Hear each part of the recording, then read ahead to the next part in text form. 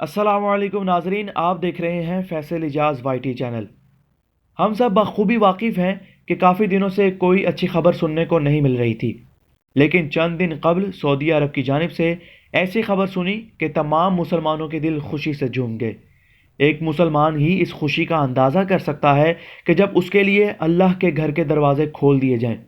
تمام مسلمان اس دن سے پریشان حال تھے جس دن سے اللہ نے اپنے اور اپنے پیارے نبی حضرت محمد صلی اللہ علیہ وآلہ وسلم کے گھر کے دروازے پوری دنیا کے مسلمانوں کے لیے بند کر دیے تھے۔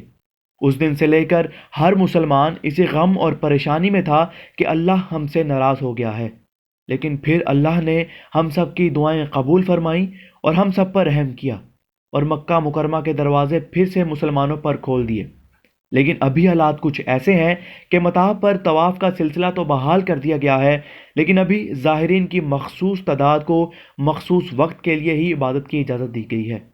بیت اللہ کے اطراف میں گارڈز اور رکاوٹیں ابھی بھی موجود ہیں اور لوگ فاصلے پر رہ کر اپنی اپنی عبادات میں مصروف ہیں۔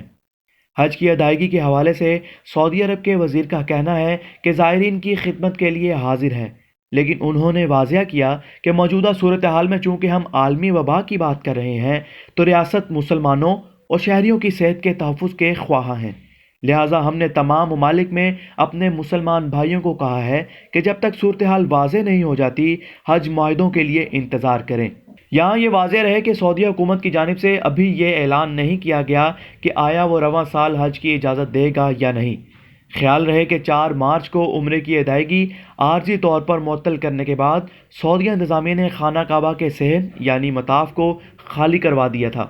اللہ تعالیٰ سے یہ دعا ہے کہ یہ سب عارضی ہی رہے اور جلد ہی مکمل طور پر بغیر کسی پابندی کے ساتھ زائرین مطاف میں خانہ کعبہ کا طواف کر سکیں۔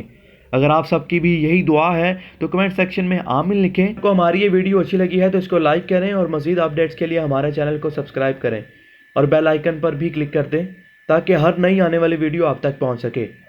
انشاءاللہ جلد اگلی ویڈیو کے ساتھ آپ کی خدمت میں حاضر ہوں گے۔ تب تک کے لیے اپنا اور اپنے پیاروں کا بہت خیال رکھیے گا۔ اللہ حافظ۔